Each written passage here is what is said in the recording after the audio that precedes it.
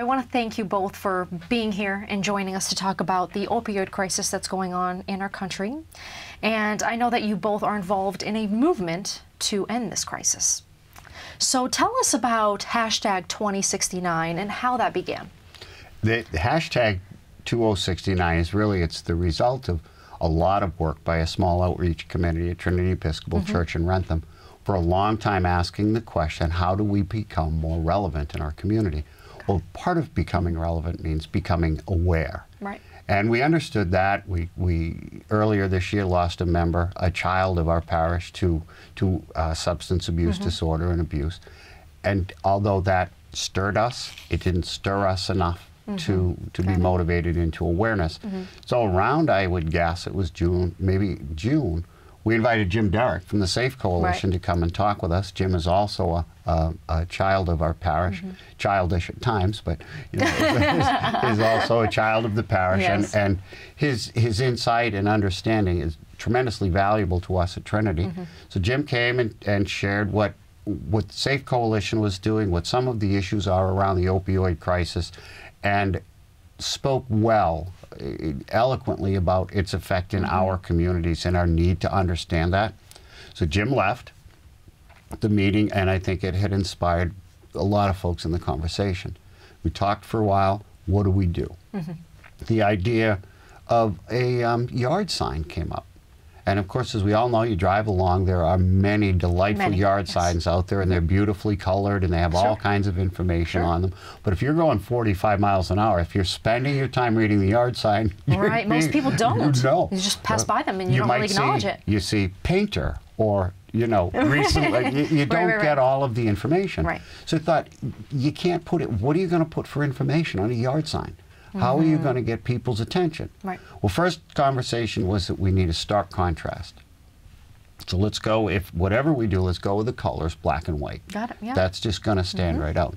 Then we talked about, well, how about the number 2069? And we'll put it out in front of Trinity Church, and we'll see if people start talking about it. So the outreach committee really agreed on what we were going to do. So then we had to go to our leadership committee called the vestry.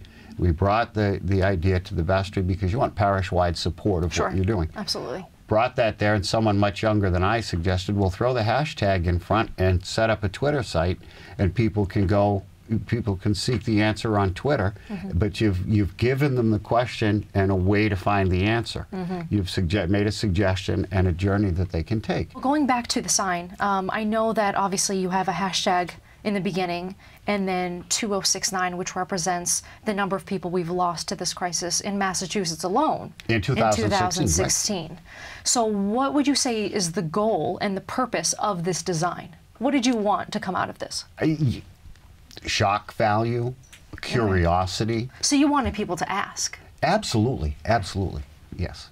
I think that's the power of this in its simplicity, is that people do come up and ask all the time if they happen to know that I'm involved with the coalition. This is not branded as it's Trinity's outreach effort, and as a stakeholder of ours, the faith community, we were happy to support this, the Safe Coalition. So, but we do get a lot of questions. What is that number? And that's a wonderful time to engage people in conversation. People that haven't been directly impacted, maybe, or maybe they have. But it's a wonderful way to engage and start the conversation. So you'll see these signs in front of police stations, fire stations, private residences, all around the community. In your opinion, how do you think that this addresses this crisis?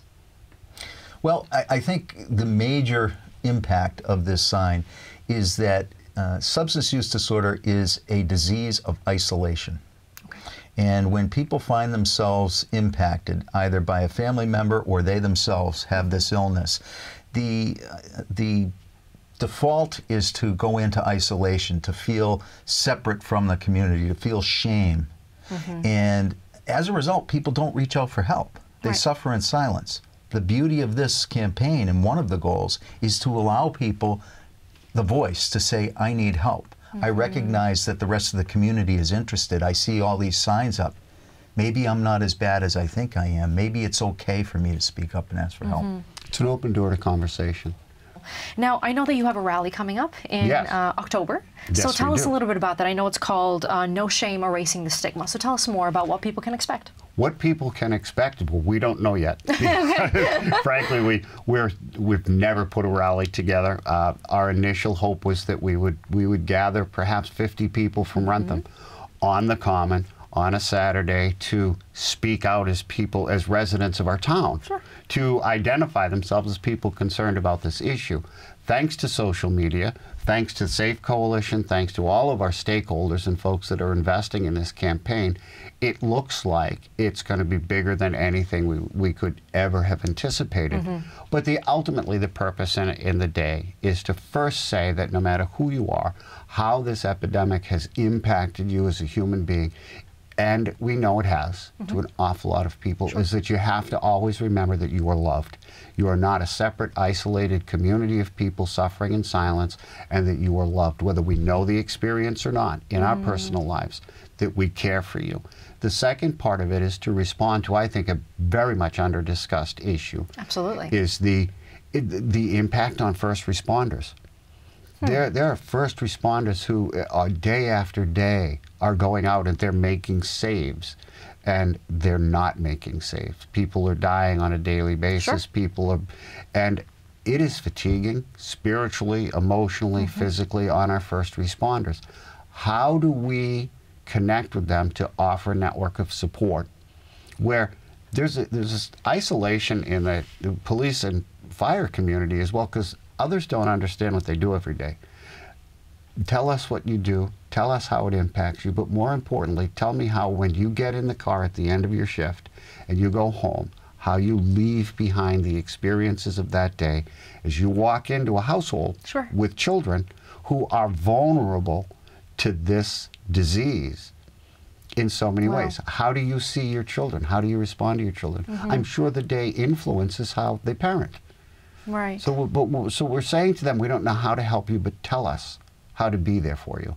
And we honor you and we respect you. It's amazing to me, Ron was sharing with me that communities have reached out with him as far away as Ware, Massachusetts, and all the way down to Wellfleet. Wow. And all the way down the South Shore. So this, people driving through the community have seen these signs, have called Ron, and I might mention the Facebook page is 2069_signs. And you need to simply ask to join the group and you'll be admitted right in. So it really is a multi-dimensional or multi-town collaboration right now, which has the potential to really take off. If people want one of these signs, how can they get it? They can contact me. The email address is all lowercase. It's Ron Tibbetts, Tibbetts, @yahoo.com. And I'll do my absolute best to get you a sign. We just received 60 signs 13 days ago. They're gone. They will be gone by the end of the day. We reached, like I say, 130 some odd signs planted by the end of today.